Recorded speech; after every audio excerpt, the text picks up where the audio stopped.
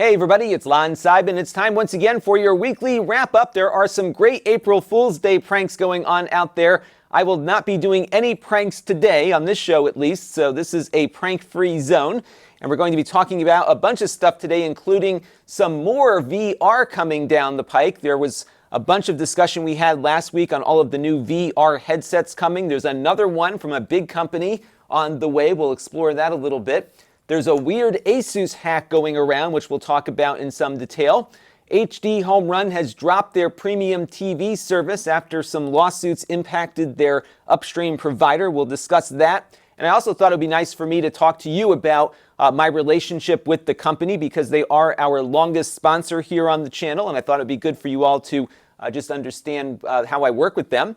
We're also going to look at Patreon changing their business model for only new creators, and we'll look at what that means. There are some interesting little components to that new deal.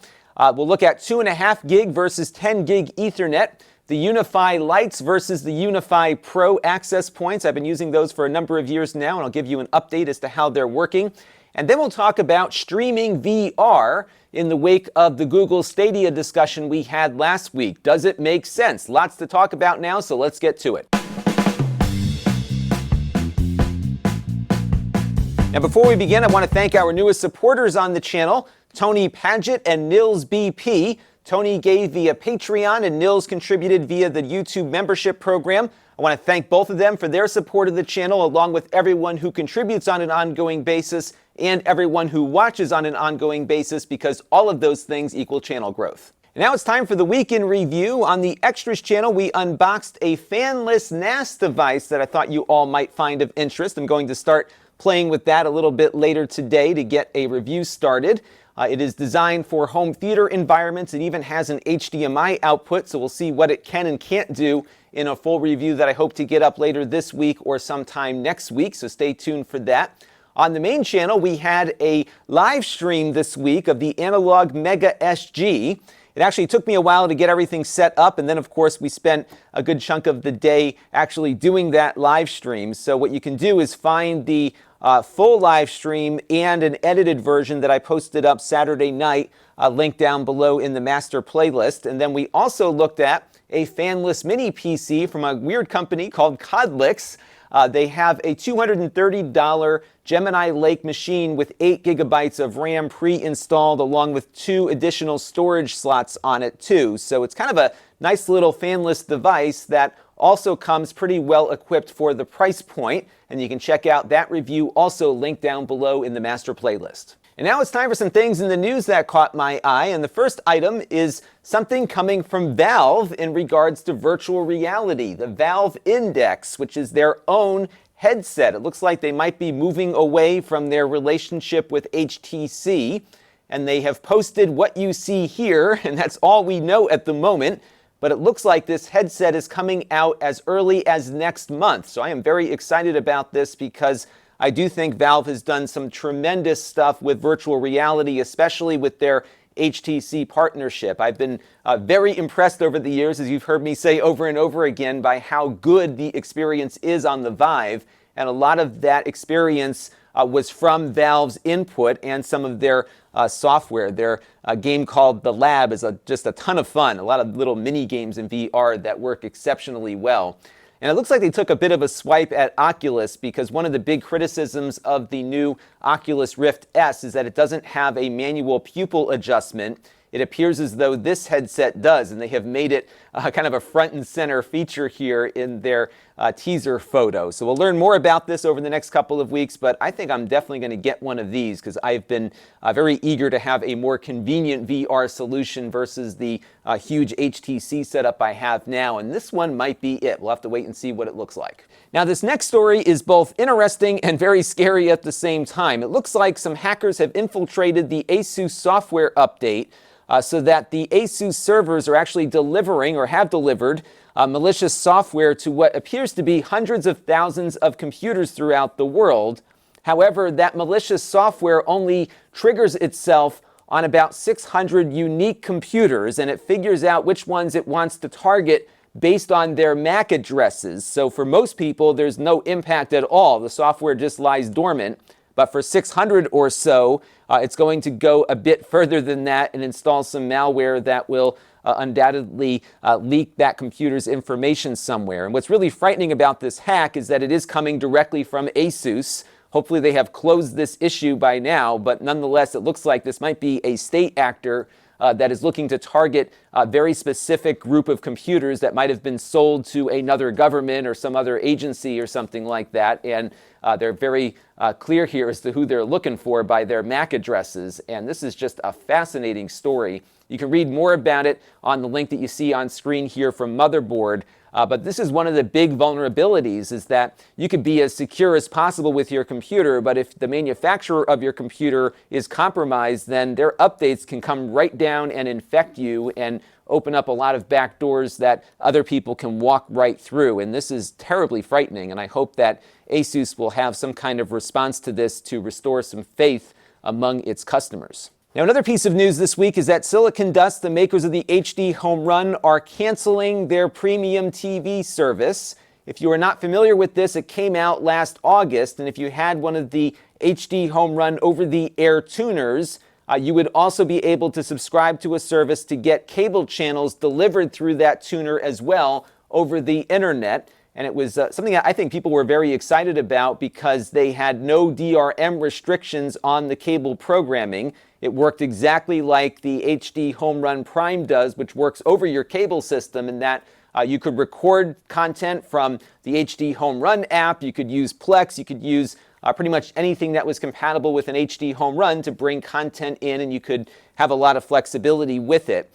Now, what's happened, though, is that the upstream provider that Silicon Dust was using for those cable channels got sued by the cable industry.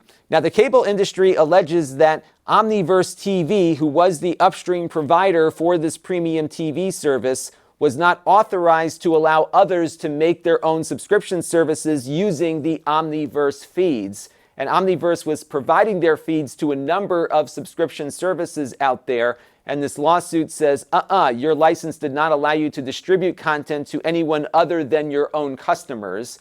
And it looks like this is really the heart of the issue here.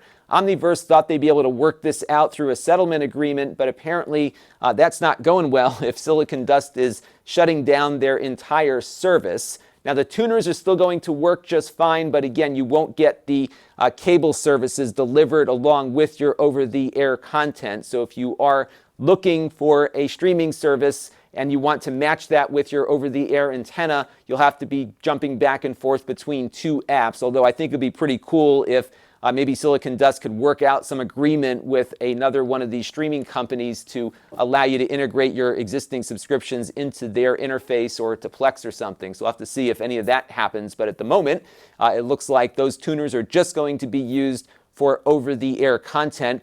As a result of this move, Amazon has put the HDHomerun app back on their store, because as this lawsuit was happening and there was a copyright infringement suit out there, Amazon pulled the app off of the Amazon App Store. It's now back, so you don't have to sideload anymore onto your Fire TVs, and you'll be able to get access to the HDHomerun DVR along with the over-the-air live streaming, but not the PremiumTV.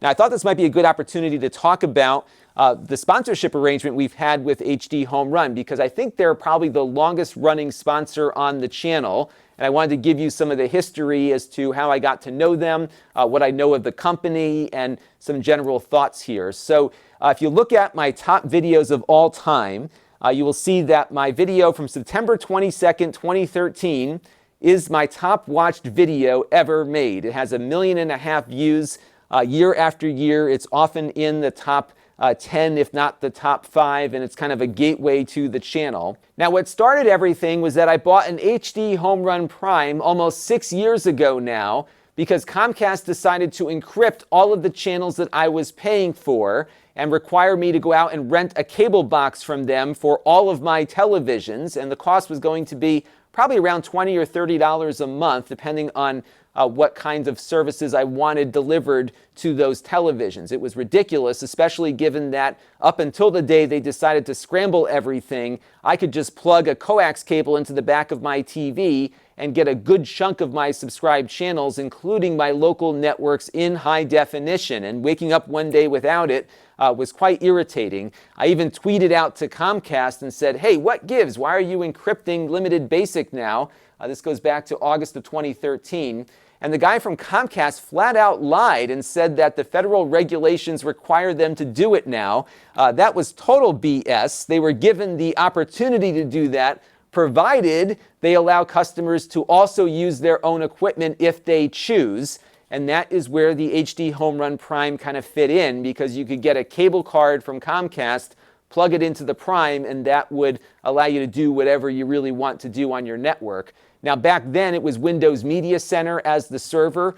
Silicon Dust really didn't have their own software like they do now to manage everything. So it wasn't perfect, but it was better than what Comcast was providing, and it saved me a lot of money. And I wanted to make a video to kind of share this with the world, because a lot of other folks were dealing with this Comcast encryption at the same time, because this was a real money grab by Comcast to do that. So, of course, the company got to know me a little bit through that video, and then they asked me, I think for my first sponsorship with them, to help out with their Kickstarter when they launched their DVR project, which is something that I use to this day. In fact, every day we are using that HDHomerun and the DVR, and I think it's a great product. I really do. My wife likes it. I love it. It's just been a great solution for the house here, and then, of course, I can integrate the HDHomerun with Plex and other things as well.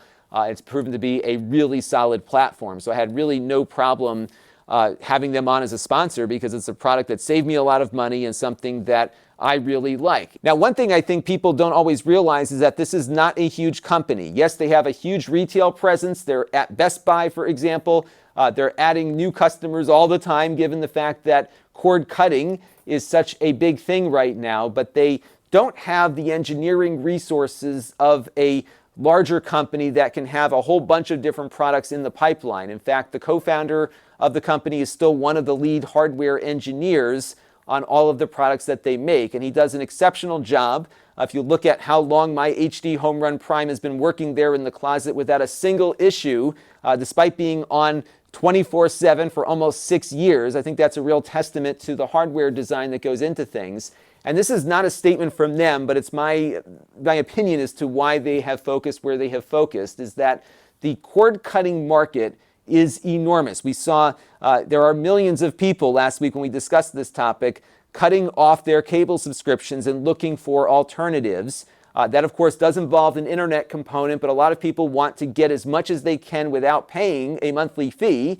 And that, of course, brings the over-the-air tuner into a significant portion of a cord-cutting strategy. And that's why they've spent a lot of time on software development. That's why they've refreshed all of their tuners. That's why they are coming out with some plug-and-play DVRs to accompany those tuners in the very near future. It's been a real focus for them, because that is where the market is. Unfortunately, for people like me and you that are cord shavers, we're not as big of a market. We're kind of a niche. And if you look at Comcast technicians, for example, who've come into my house over the last couple of months and years, every time they're in here, none of them have ever seen one of those boxes before, which kind of leads you to think there's just not a lot of them out there. There's enough to build a business on, for sure, but not enough to look at a huge amount of consumer adoption, at least for that product. But clearly there's a huge adoption rate on the over-the-air cord cutting, which is why I think they have put their focus in that. They took a big risk on PremiumTV with devoting a lot of engineering time, at least for software, over to that versus looking at some of their other products. Unfortunately, that risk didn't pay out for them, but they clearly had to do it to try to capture more of that over-the-air cord cutter market. And I thought PremiumTV was a very nice accompaniment to that product line, and it's unfortunate it didn't pan out. I do hope that we'll hear some news on the 6-tuner device. People ask me all the time, what am I hearing? What am I hearing? Well, they don't tell me anything until they're ready to announce it, with the exception, of course, of our preview of the 6-tuner box back at the previous CES. So as soon as I hear something, I share it with you. And right now there is no news on that 6-tuner box, and I know a lot of you are waiting on it, and I think it's unfortunate they have no product in the pipeline right now to serve the cord shaving market, because I do think that is a potential area of growth and one that I hope that they pursue in the future. But I'll tell you this much, that I've gotten to know the CEO who we've interviewed before, Ted, and we've also gotten to know the engineer, Nick Kelsey, who's the co-founder of the company, and they really care about what they're doing, and that is why I'm comfortable having them on as a sponsor here, even though they might make mistakes here or there or have some risks not work out for them like we saw with PremiumTV. Because they do care about their customers, they do care about the product line, and it's nice to have a company that is willing to put themselves out there like that without any BS PR in the way. You're going to talk to the head of the company, and he's going to tell you what's going on. And I think it's a welcome change from some of the other companies I interact here in the industry that are so cautious about everything, they're not willing to actually engage with the customer base. They regularly engage with customers in the forums. When you see Nick posting on there, that's the hardware engineer, the guy that is designing the hardware you're using. He's still in there with the customers, taking in their feedback and communicating and offering some suggestions when things don't go right. They've got some other staff now that have been more active in those forums as well. So I think they are a good company, and with good people who really want to do the right thing. And this was an example of something that didn't work out for them, and I hope as the year progresses here, we'll see some progress on that 6-tuner box and some of the other things that we've been looking for, because there are a lot of longtime customers like myself that want to see that happen, and they're definitely getting that, and I think we'll see it at some point in the near future. So I just wanted to give you my input on the whole topic here, because it's something I've been meaning to talk about for a while. I totally get and understand why those of you who are cord shavers sometimes feel as though you're not being appreciated by the company. After all, we were kind of the initial success that they found developing these cable tuner products, and I totally get that, given that we've been waiting so long for that 6-tuner product to come out, and now with no 3-tuner even available, if our product should break, we have very few options for getting replacements at this point. I think that's probably a frustration shared within the company as well. I think they want to get that product out there, and hopefully they'll have that as a focus in the months ahead here. But at the end of the day, I've gotten to know them quite well. I don't take sponsorships lightly here on the channel. I do believe that they are focused on the customer, which is what I always expect out of people who are going to sponsor things on this channel, and I think they'll have continued success here moving forward, and hopefully one of those successes will be a 6-tuner box. And I just wanted to give you my perspective on this and how I value the relationship, and I'd love to hear your thoughts down in the comments below. Now it's time for a couple of other things that are on my mind. This is week 109 of me doing this as a full-time occupation, and this week we had a live stream of the Mega SG. What happened was that I didn't get mine early like all the other reviewers did, so mine came in a couple of days after all the initial reviews hit. So I figured, you know what, I could spend the time to make a review, but it probably wouldn't get the viewership at this point given how many other reviews were already out there. So I decided to do a stream, because we've been having some success lately of the streams not dropping out due to my crappy internet connection. It actually went the whole time right until I was about to finish, and that is when it dropped out this time. So I was kind of discouraged. There was a dropout, but we did have 2 hours of a pretty decent stream going.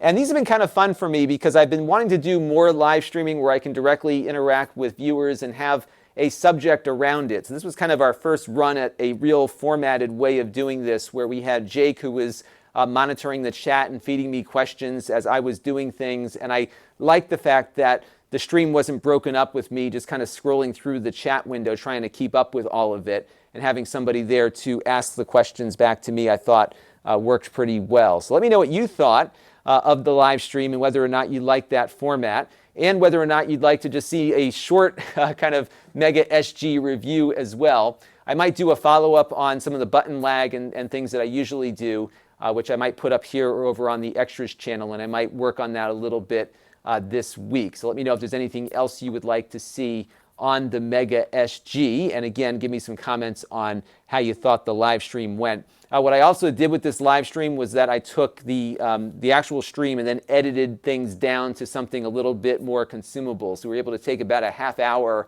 off the stream. We had a few little technical glitches that I was working through that I was able to take out of that edit. So let me know what you think down in the comments below. And it looks like Patreon is at it again, trying to change up their fee structure to something that works better for them, but not necessarily better for us creators. I'm going to put a video down below in the video description that talks about the last time they did this, which was not good at all. This one seems to be a little bit better, but still not great. So what they have done now is created 3 tiers of services for creators. The first one is going to be the Lite tier, which will be at the current 5% fee rate from Patreon, but it's not going to get you much. It's basically a payment provider with a website that you can use to maybe send out some posts just to your patrons, for example. They're taking a lot of the features that are currently on Patreon and rolling them into a new product called Pro. That's going to be a 5% fee for current Patreon users. But anyone new is going to pay 8%, so that's a pretty significant uptick. So as long as you're on the platform currently, it'll be at the same rate and you'll get pretty much the same features you had before, including membership tiers and analytics and everything else. And then they're going to add in a premium tier for 12%, which is a minimum of $300 a month, which will give you a couple of other things like merch, a dedicated partner manager, and team accounts if you are a company and you want more than one person accessing your Patreon account. Doesn't seem like they're giving you all that much for quite a hefty amount taken out of your pocket there. But what really concerned me was the change to their payment fee structure for the actual credit card processing. So on top of that 5 or 8 or 12%, you also have to pay for the processing charges involved in having your patrons pay you. Now, one of the things that Patreon wanted to do last time was have you, the contributor, pay those fees. They're not going to do that here. But they made a pretty big change to their small donation amount. So they're going down to 5% plus 10 cents per successful pledge. And I wanted to show you what the old structure is that we're currently under and kind of contemplate why they're really taking a huge reduction in that processing fee here. So right now, if you were to pay me $1, they charge a 2.9% fee to me for part of the processing. There's also a 30% transaction fee on top of that for a total of 33 cents. So that makes it a 33% overall fee percentage, given that you have the 2.9% plus the 30 cents to get to what you see there. And then, of course, Patreon would take their 5% fee on top of that, and I would end up with 62 cents. Now, the new structure is going to cost creators significantly less on small contributions. Let's play out that dollar contribution once more. So let's say you paid the $1, and then they'll take their 5% processing fee, their 10-cent transaction fee, and that'll bring you to a total processing fee of only 15 cents or 15%. And then, of course, they'll have their Patreon fee on top of that of 5%. And under the new rules here, I would end up with 80 cents in my pocket versus 62. And that's a significant reduction, especially from a company that said they were completely unsustainable as they were currently configured. And it got me to thinking, were they getting a better deal all along on payment processing and just pocketing the difference there and just basically telling us the retail costs of payment processing? Because what they were listing as their processing fees for transactions is exactly what I pay to Stripe as a very small user of that payment processing service. And I thought all along they must have been getting some kind of bulk deal to get a better rate than the published rates that we typically see for small retailers like myself. And I don't know the answer to that, unfortunately, because I reached out to Patreon, asked them this question. They never got back to me, completely silent from them. So we'll have to just guess as to what's going on. But what I did do is take a look at my own Patreon experience here, because I am still taking Patreon contributions, although many of you have moved over to my donor box page. And as you can see here, 72% of my contributors are contributing $3 or less. So they would be under that new payment processing charge if Patreon extended that processing fee to all of the creators on their platforms. That's a big chunk of who's contributing to me. And I was curious because I wanted to know how many of those are contributing to people, to more than one creator at a time. And it looks like about 2/3, almost 70% of my Patreon contributors who are doing $3 or less are contributing to me and other people. And that's been one of the strengths of Patreon's current structure, is that the way their processing fee works is that if you gave $1 to 5 creators, Patreon would only charge you $5 once, not $1 5 times. And as you can see here, if you do the math, it actually works out great for the creators because they charge you a 2.9% transaction processing fee and then a 30-cent transaction fee. But that transaction fee, as you saw in our initial slide here, applied to that $1 contribution the same as it applies to the $5 contributions. So that percentage is diluted. So if you were to give me $1 and then give 4 other creators $1, the fee percentage that we're all paying together for your contribution is only 9% versus 33%. So you can see here the processing fee per creator is a lot less, and the creators actually pocket about what they would pocket under the new scheme here. And I think given what I'm seeing in my own experiences, Patreon is looking at this like, well, on the average, most people contribute to more than one creator. So rather than trying to do the math out for each of these creators they're contributing to, we're just going to assume that the average is going to be X, and you're all going to end up about the same. So Patreon might actually take a little bit of a hit on this, but I'm guessing the processing time and the staff time that it takes to figure out all of this stuff might actually be better for them in the end. And as a result, all of you who are getting $3 or less transactions will actually see a little bit more. And hopefully Patreon will allow current creators to be able to take advantage of this new processing scale. It looks like at the moment they're going to keep everybody on the old system, but eventually move them over to the new processing fee. And it looks like it'll probably be a wash for most creators, and this is probably not as bad as it was looking like when they tried to do their last big fee structure change. So this definitely does not look as bad as it did before. I will say, though, that it was disappointing for Patreon not to respond to me to offer the explanation that I just gave, because after doing my research, I can see how it might actually pan out. And it would have been nice to have had a company perspective on this, but they don't clearly find it important to talk to me about it. So we'll have to see where it ends up in the end.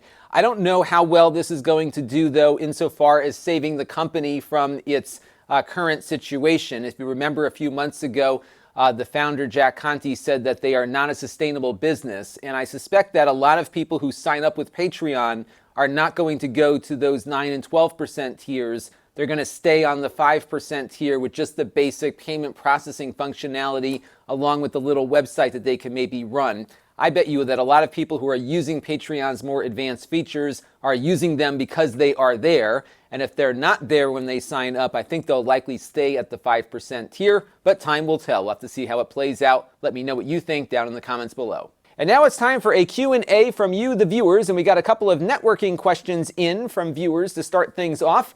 Jiang Hun Sin here is asking, why are there no reasonably priced 2 gigabit per second networking gear? 1 gig is dirt cheap, he says, and 10 gigabits is filthy expensive and unnecessarily fast. And actually, when I was at CES, I saw a new router from TP-Link that does in fact have a 2.5 gigabit per second WAN port on board to, of course, work with some of those faster internet connections out there, like the 2 gigabit service from Comcast that I ordered but couldn't get.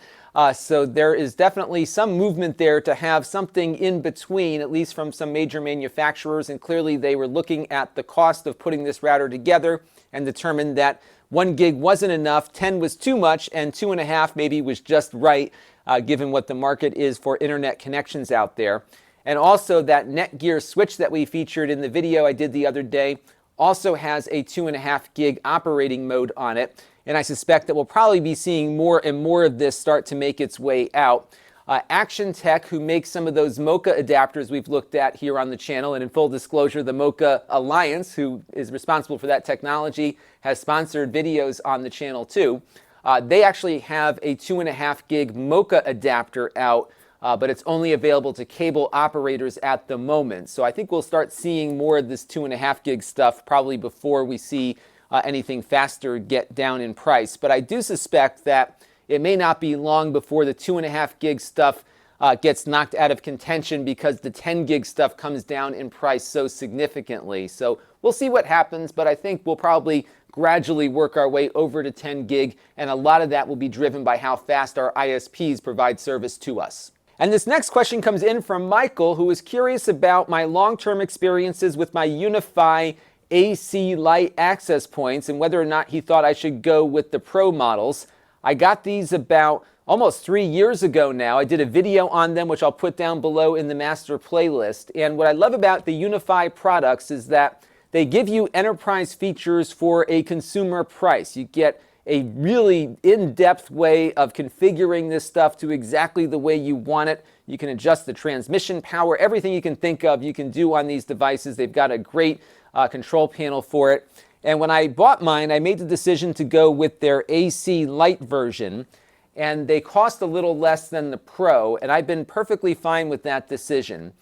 So the ones I got here have a max of 867 megabits per second on AC, and they can do about 300 megabits per second on 2.4 gigahertz wireless networks. They usually cost about $80 or so for those devices. They are powered over Ethernet also. So the one I have in the ceiling here, all I had to do is just run an Ethernet cable out to it, and I power it in my equipment room over there. It's a very convenient way to get these things positioned where you need them to. They also come with PoE injectors in the box. The Pro version is pretty much the same, but it costs more and is a bit faster. So the other one here has a 2x2 radio. The Pro version has a 3x3 radio, which means that you could get conceivably up to 1.3 gigabits per second, at least on the wireless backbone, but it only connects up with a single gigabit Ethernet connection to your switch. So just know you'll be never hitting that 1.3 max with this particular product. So it is a little bit faster both on the AC and the 2.4 gigahertz bands. But I think, though, for a majority of what you're going to do over Wi-Fi, unless you're pushing huge files all the time, you won't regret spending less on the Lite version. And maybe if you have one room in the house where you know you're going to be doing a lot more heavy-duty data transfer over Wi-Fi, maybe put the Pro model in there. But I think for most consumers or most networking people in general, the Lites here should be sufficient for what you might do with them. And my overall experiences with these UniFy products has been outstanding. I set them up once and I haven't had to think about it again. They just work, and that is what you always want to see in something. What's cool about both versions of these is that they also support VLANs, so you can have a single access point and be able to segment your network traffic over VLANs through the same device. It's really cool how it works. That's one thing I haven't set up yet, but it is there and available. So you have a really nice feature set for such an inexpensive device, and it's something that I can definitely recommend to all of you. And this last question comes in from Paper Clown Z, and he's referring to my discussion last week on Google Stadia. He thought that there might be a VR potential with Stadia, especially with a relatively lower powered all-in-one VR device like the Oculus Quest. And I wanted to talk about that because I actually experienced a streaming VR solution last year at CES. This was something that Zeiss was experimenting with, which was a way of streaming over your local area network Steam VR to a smartphone running inside of one of their little VR headset things. And you can see me looking around a game of Doom with it. They actually were pretty far along on this product design. They had two controllers that would work with Steam, so you could see your hands in the game and everything. But what was really not so great about it was that there was just a tiny little bit of latency that I could feel. And when you feel latency in VR and when things just aren't right, that leads to motion sickness and just general discomfort. And I don't get motion sickness typically, but I was feeling uncomfortable with it because something just didn't feel right in my brain. And it really was something that I noticed almost immediately, that little bit of lag as I was turning my head that made things just not work for me. And this product actually hasn't come out. They did come up with the headset, which has been around for a while, but this streaming component to it is not available. I think the device that they had in here when we were playing with it was an iPhone that was actually directly connected to the PC. So it was actually streaming over a hardwired connection actually, and it just didn't work. And I would imagine that streaming something like VR over the internet is going to be a real hit or miss kind of experience. And even on a good connection, the latency might just be enough that it's going to get people yakking, perhaps. So I think they may have to experiment a little bit with that first, and I would not expect this to be a good VR experience. But who knows? Maybe they'll figure out some way to reduce the latency to a point where it might be viable. That's one of the things that I think this current crop of VR, even the old headsets like the original Oculus and the Vive, are really super fast in their response times to the point that they feel very natural. This did not. And now it's time for our pick of the week, and we're going to be taking a look at Crimetalk with Scott Reich today. One of the things that I love about YouTube, as I mentioned last week, is that you can find experts in particular areas that can really flesh out a lot of stories in the news. Last week we were talking about pilots and their experiences with 737 aircraft.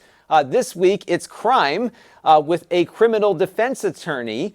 And for those of you outside the U.S., you might find his talks very interesting to talk about how the U.S. justice system works in relation to criminal cases. I've just been fascinated listening to him about all of his insights as to how these cases you hear about in the news actually get processed and the things that defense attorneys need to think about. He's kind of an interesting guy. He's a former Marine. He's a pilot and flies his own airplane around Colorado for all the different cases that he's working on. And if you're looking for some insight as to what it's like to be a criminal defense attorney, pretty good show. Check it out, Crimetalk on YouTube. Now this week on the channel, we've got a couple of things to take a look at. We have a Chromebook, another one from Lenovo that they let us borrow. This is a 14-inch Chromebook that starts at $180. It doesn't have a great display. It's only 720p, but there is a 1080p version available for not all that much more. It's got a ARM processor built in, so be on the lookout for that. We shot that one already. I'm also hoping to get a review of the QNAP NAS device up for all of you. I'm going to be working on that a little later today. I like how they say it's silent but powerful and not silent but deadly. So stay tuned. We'll have a little bit more on this one, kind of a unique way to design a NAS device. And I still have that Dell monitor I want to get to, and I hope to maybe get to that. One programming note is that I am going to be heading out of town for the SpaceX launch, provided their test went well today. So if they still stick to their April 7th launch date, we're going to be down in Florida watching that launch, and you'll probably see my coverage of it in place of the weekly wrap-up next week. So if you want me to try to hunt down any specific information about the SpaceX Falcon Heavy, do let me know down in the comments below. We haven't covered a SpaceX launch in almost 3 years, so it's time to get back down to Florida, warm up a little bit, and watch some rockets take off and land, and that's going to be a really fun thing to witness in person. Now, if you want to support the channel, you can. You can go to Lon.TV/support and make a monthly or a one-time contribution. This is my donor box page, but we are also still taking Patreon, as I mentioned at the outset. We have other channels that you can check me out on. We have my Extras channel that has supplementary content and unboxings. We have the podcast, which is an audio-only version of this show, along with some of the interviews that I do. We have my Snippets channel, which pulls out portions of this show into smaller, bite-sized, searchable chunks that you can check out on the Snippets channel at Lon.TV/Snippets. And then we have my live streams at Lon.TV/livestreams, where I archive all of the things that I have done live. And there is a lot of it there now, so you can check it out linked on that URL right there. Now, if you like what I do, you can click the notification bell to get notified every time I upload or go live or do a premiere or anything else like that. We also have other ways to engage with the channel, including my email list, which I totally forgot to use to notify you about the Mega SG live stream. I need to do that next time. We also have my Facebook page at Lon.TV/Facebook. We do put a few videos up there each week as well. We have the Facebook group, which continues to grow and is becoming quite active, and it's been great to have over 600 of you in there communicating. So I want to thank you all for contributing there, because it actually helps guide my content. So please keep those discussions coming. I do monitor all of them. I don't always get a chance to engage in all of the conversations, but I'm definitely keeping an eye on things. So thank you all for that. And then we have my store, where I sell things that I've previously reviewed here on the channel and I'm now getting rid of, and you can get an alert every time I add something to the store at Lon.TV/store alert. As I mentioned, over the last 2 weeks, my wife and I have been purging the house a bit, so I have some tag sale items up there, things that were not reviewed on the channel necessarily, but are things we're getting rid of. So check out the tag sale portion of the store as well if you want to get some of my old stuff that you might find a use for. And that's going to do it For this week's weekly wrap-up, I want to thank everyone for their continued support of the channel, your comments, your questions, your viewership, your Patreon contributions, your other contributions. Everything you're doing has been contributing a lot to what we do here, and please do provide some feedback as to whether or not you want to see more live streams or more recorded reviews or both. Let me know whatever your answer is down below in the comment stream. And until next time, this is Lon.TV. Thanks for watching. This channel is brought to you by the Lon.TV supporters, including gold-level supporters, the Four Guys with Quarters podcast, Tom Albrecht, and Kalyan Kumar. If you want to help the channel, you can by contributing as little as $1 a month.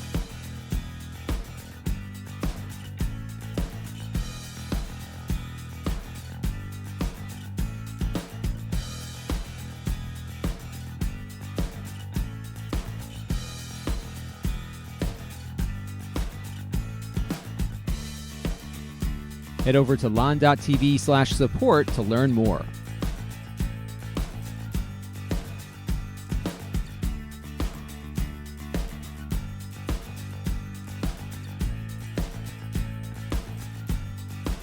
And don't forget to subscribe. Visit lon.tv/s.